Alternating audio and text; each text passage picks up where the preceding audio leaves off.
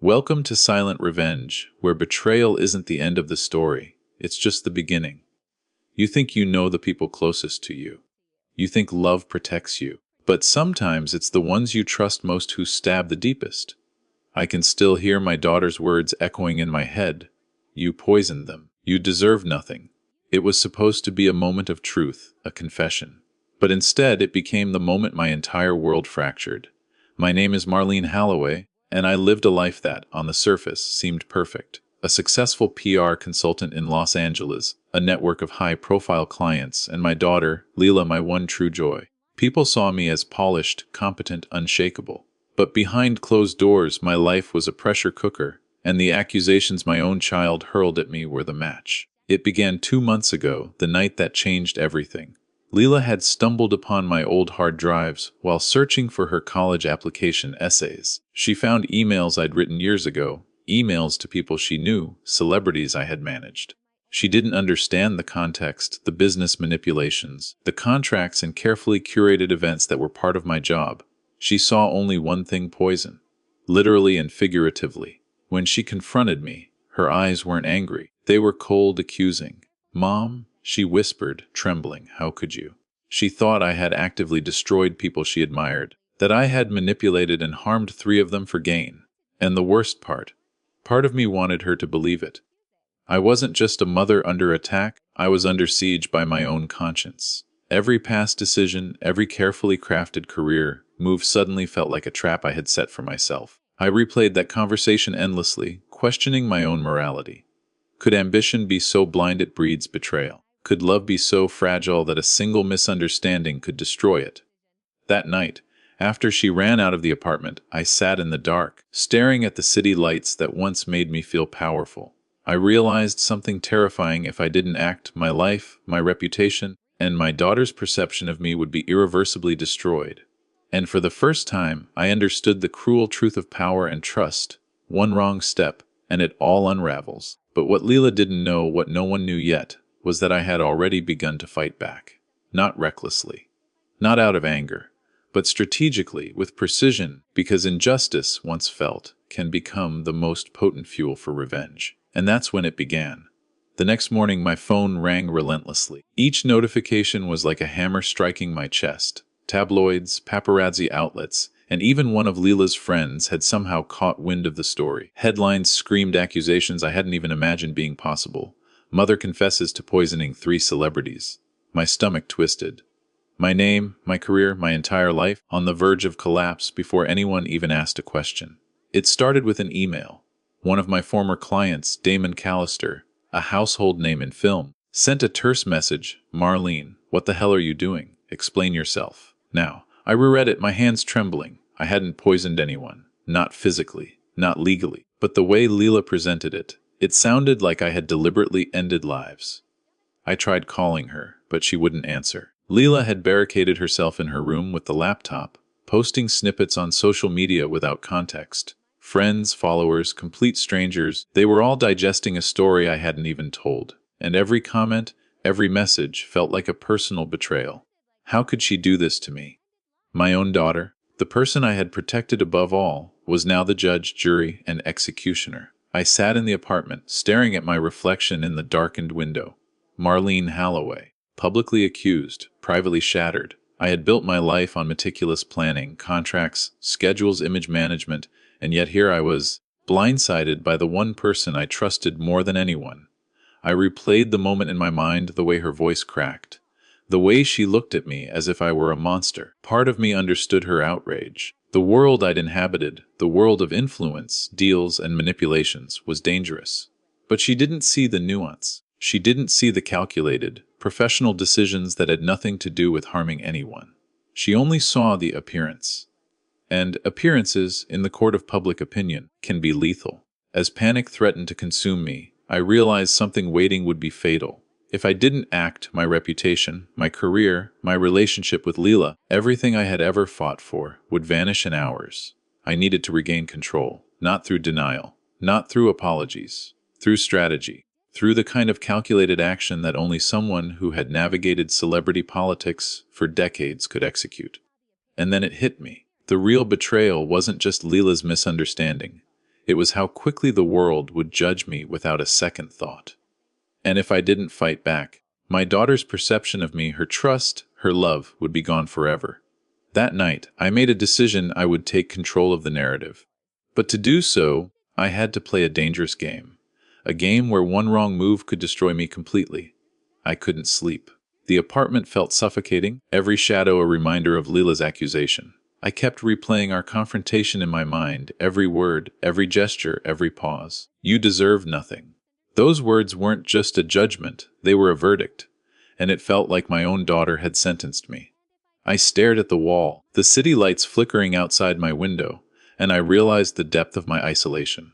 Friends had stopped returning calls. Former clients were distancing themselves. Even colleagues, the people I had trusted for years, were whispering, questioning, speculating. Every text, every notification felt like another nail in the coffin of my life. I wanted to scream at Leela, to make her understand that what she'd seen was a distortion, a misunderstanding of the cutthroat world I navigated daily. But the thought of confronting her again filled me with dread. How could I reach someone who already saw me as a villain? How could I explain professional strategy to a child who interpreted ambition as betrayal? Anger surged, bitter and raw, but it was tangled with fear. Fear that I might lose her permanently. Fear that the world would never hear the truth. Fear that the shadow of this accusation would follow me forever. I realized then that I wasn't just fighting for my reputation. I was fighting for my connection with the one person I loved above all else. I walked through the apartment, hands trembling, mind racing. Memories of Leela as a little girl flooded me the first time she held my hand. The nights I stayed awake comforting her nightmares. The countless sacrifices I'd made for her. And yet now, it felt as though all of that meant nothing. Her words had the power to erase years of love, care, and protection in a single breath. I tried reasoning with myself. Maybe it's just anger. Maybe she'll calm down. Maybe she'll see the truth. But deep down, I knew hope wasn't enough. Emotional appeals wouldn't reverse the damage. This wasn't just a misunderstanding. It was a war for perception, for trust, for control over a narrative that could ruin both our lives. And so, as tears blurred my vision, I realized something terrifying. The pain I felt wasn't just grief. It was the fire that would fuel my next moves. Emotional struggle was no longer passive. It had to become action. To survive, to reclaim my life and protect what I still could, I had to be smarter than anyone imagined. I knew that anger alone wouldn't save me. Anger is loud. Strategy is silent. I had to step back, detach from the chaos, and map every move like a chessboard. Leela's accusation wasn't just personal, it had gone public. Every friend, every stranger, every tabloid now believed I was a monster. If I reacted recklessly, I'd confirm her narrative. If I hesitated, I'd be erased.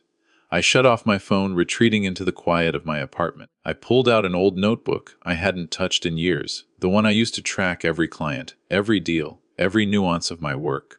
Each page reminded me of my meticulous nature, of how every event I'd ever orchestrated had required precision, foresight, and control. This was no different. The difference was, this time, the stakes were my own life, reputation, and relationship with Leela.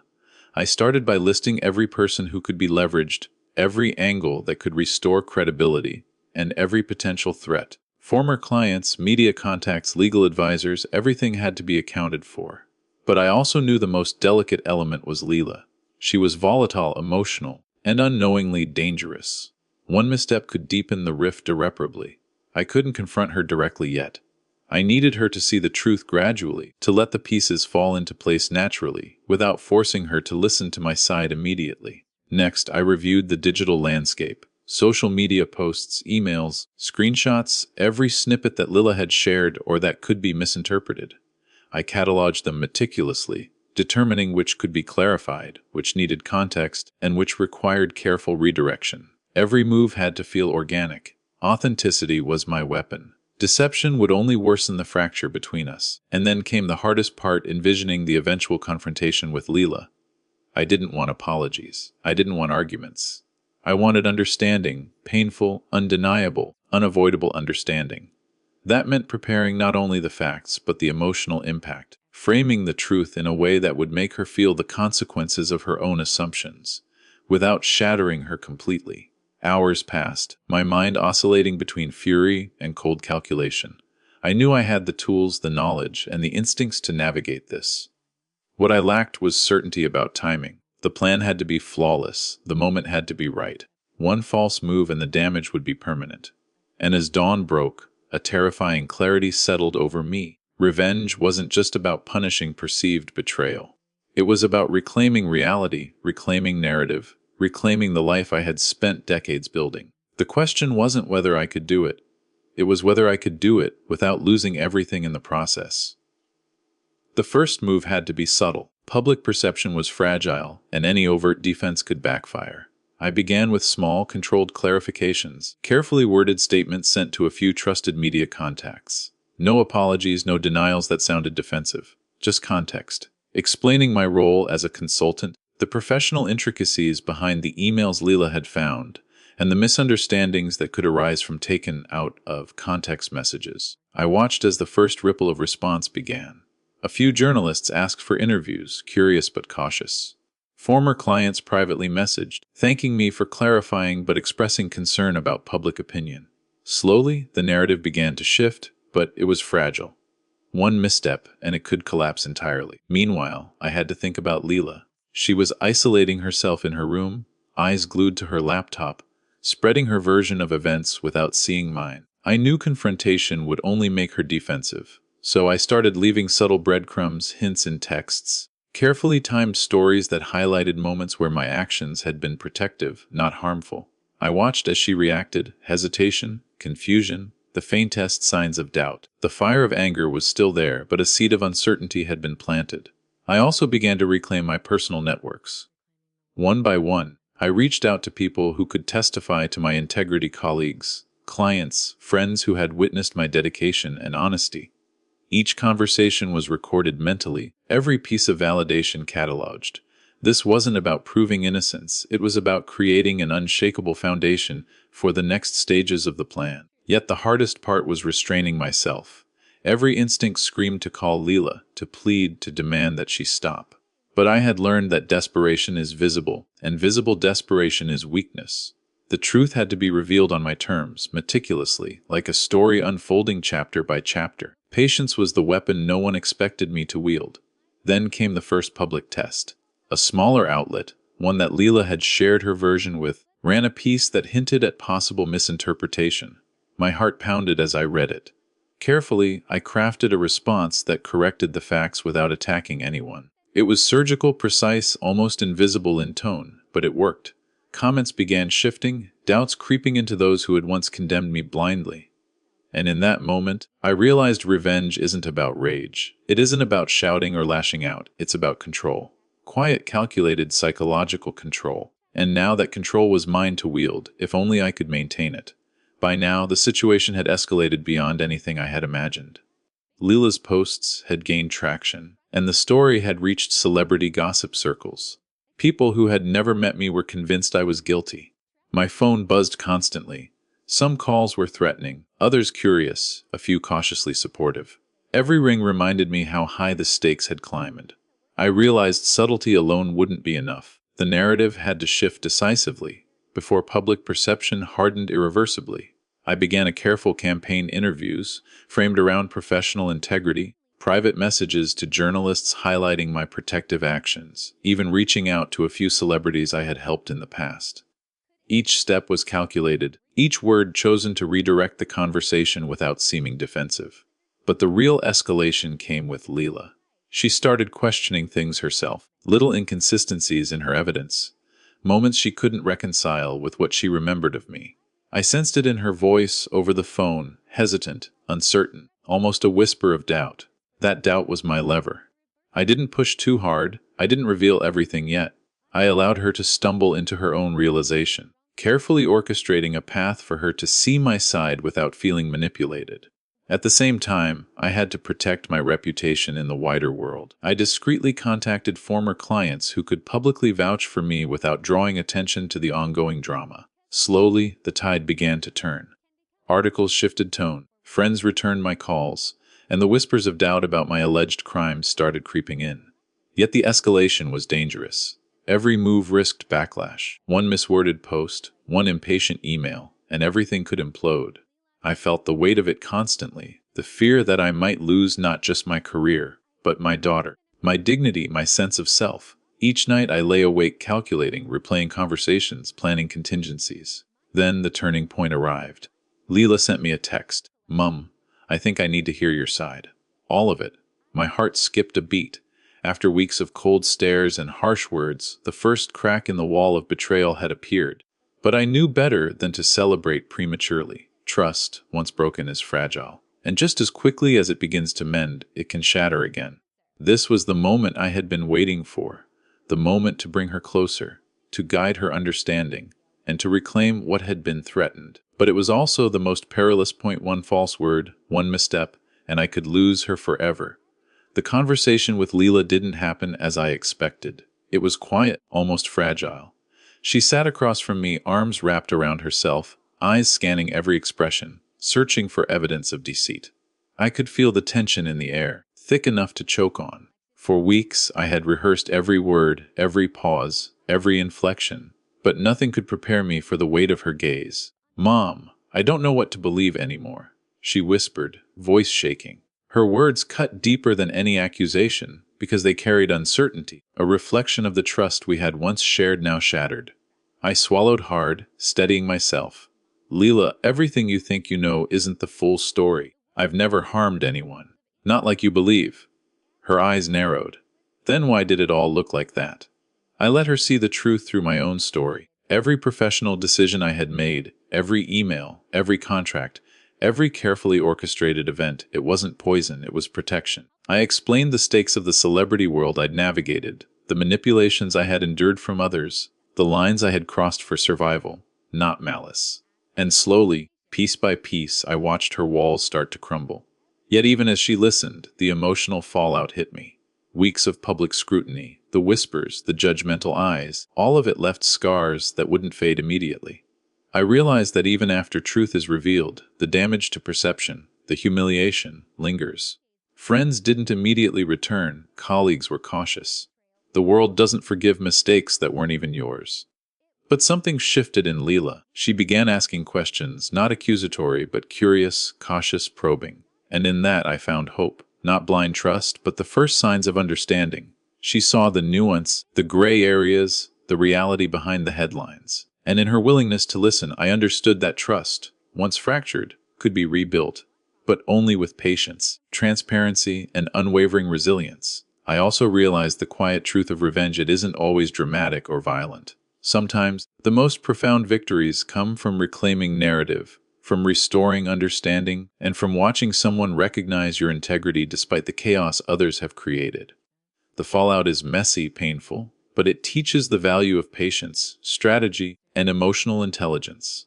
Yet, as relief settled, I knew the world had changed. The scars of this ordeal wouldn't vanish overnight, and the delicate balance between my life, my daughter, and my reputation would require constant vigilance. One misstep, one misunderstanding, and the cycle could start again. The day finally came when Leela looked at me not with accusation, but with cautious understanding. Her eyes were still wary, but the tension had eased. I could see her processing everything, the misinterpreted emails, the context she hadn't considered, and the strategic choices I had made to survive in a world that demanded perfection. It wasn't forgiveness yet, but it was the beginning of something far more meaningful: recognition. I took a deep breath. "Leela, I know it looks like I've made terrible choices, and in some ways I have. But everything I've done was to protect myself, my clients, and us, not to harm anyone." She was silent for a long moment. Then softly, "I see that now. I just didn't understand before." And in that admission, I felt the weight of weeks of fear, isolation, and public judgment lift slightly. My daughter wasn't turning her back on me entirely. She was opening a door, one I would carefully walk through. The public fallout continued, but it had changed shape. My carefully executed strategy, the subtle redirection, and the patient rebuilding of credibility had worked. Articles that once accused me now focused on the complexity of the situation, the misinterpretation, and the lessons about trust and perception.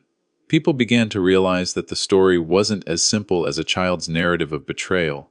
It was nuanced, messy, and human. I reflected on everything I had endured: the fear of losing my daughter, the humiliation of public judgment, the endless emotional struggle. Revenge, in the end, had not been about punishing Leela or anyone else. It had been about reclaiming my narrative, restoring integrity, and demonstrating that patience and intelligence are far more powerful than rash emotion. Looking back, I understood something vital: betrayal doesn't always end in destruction. Sometimes, it forces you to confront your limits, sharpen your instincts, and discover resilience you never knew you had.